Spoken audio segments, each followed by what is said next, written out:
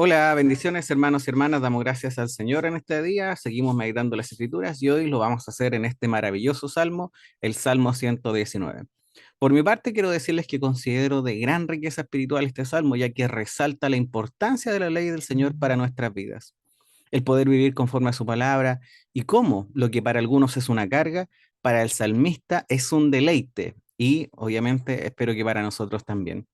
Como lo dije, lo considero de mucha riqueza espiritual, por lo tanto recomiendo que lo lea más de una vez, que realmente pueda marcar los versículos que lo animen a usted al día de mañana a poder seguir buscando de Dios por medio de la palabra, para que así pueda repetir como el salmista, deleitarse en la meditación y la lectura de la palabra de Dios. Así que hoy día, entendiendo que es un salmo muy especial, quise tomar algunas reseñas de distintos libros de comentario que me han bendecido a mí y por lo tanto también espero que le bendigan a usted para poder comprender algunas implicaciones que tiene este salmo para nuestra vida. La primera de ellas dice que vivimos en una época que no es muy dada a la meditación. Y hablo de la meditación de la palabra. La gente en nuestros días siempre tiene prisa y normalmente tiene un lapso de atención muy breve.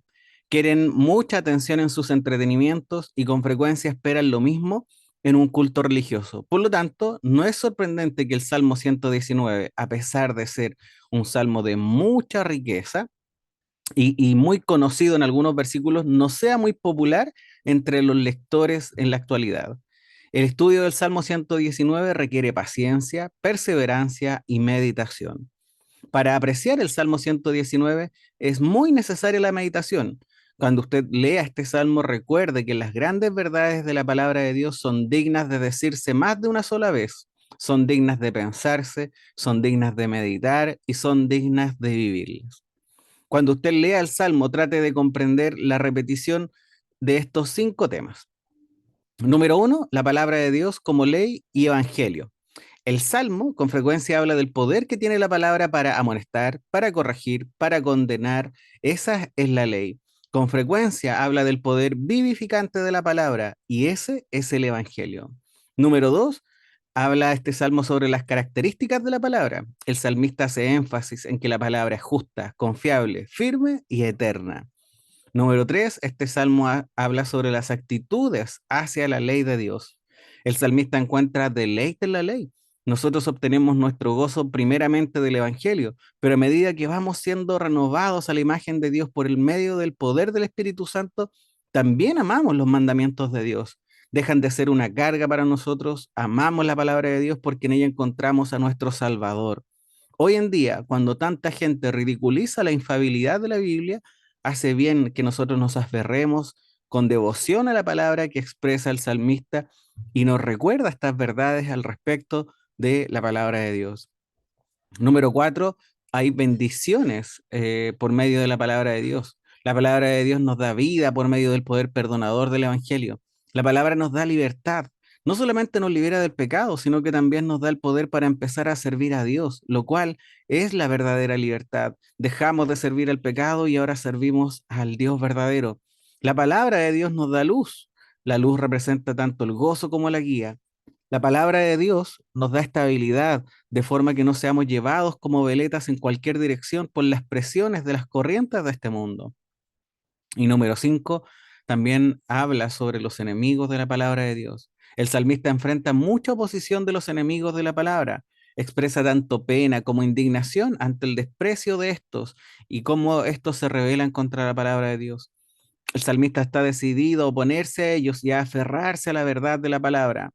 A medida que usted lea el Salmo, marque los versículos que sean buenas expresiones de algunos de estos temas que le he mencionado. Marque otros versículos que lo impresionen en su significado especial porque usted considera que es Dios hablando a su vida y que este mensaje el día de mañana le va a servir en medio de su caminar.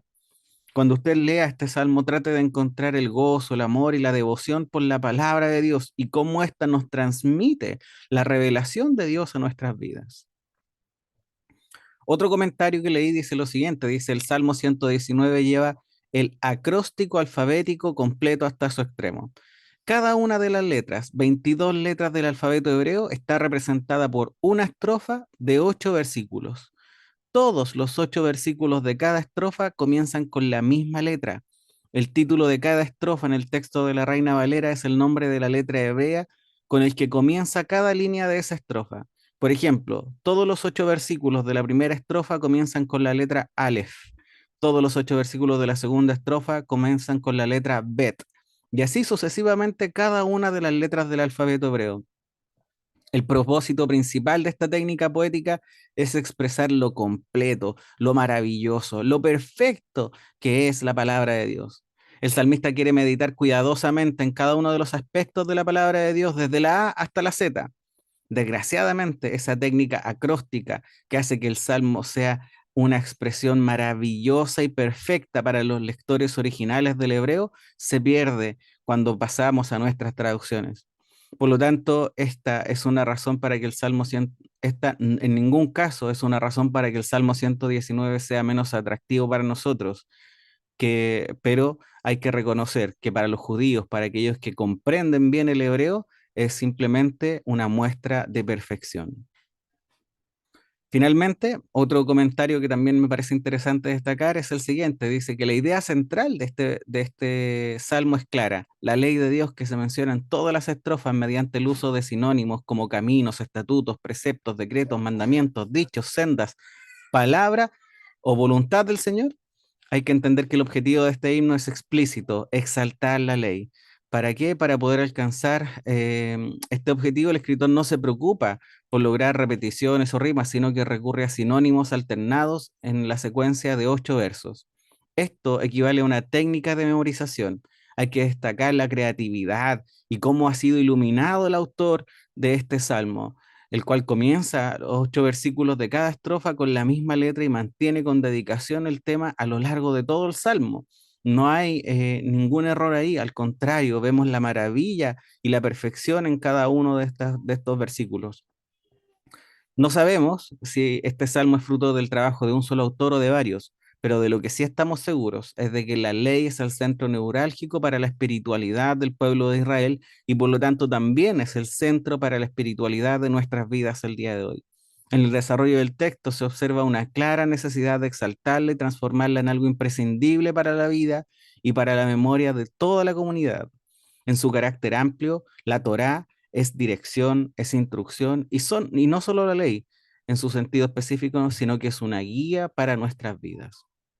Así que hermanos, espero que al leer este Salmo 119 puedas encontrar la maravilla que tiene el poder meditar y apreciar las escrituras y cómo Dios se revela por medio de ellas. Espero que el Espíritu Santo use este salmo para que entregue convicción a tu vida de la importancia que tiene el poder buscar por medio de la palabra a Dios cada día de nuestras vidas. Que el Señor te bendiga.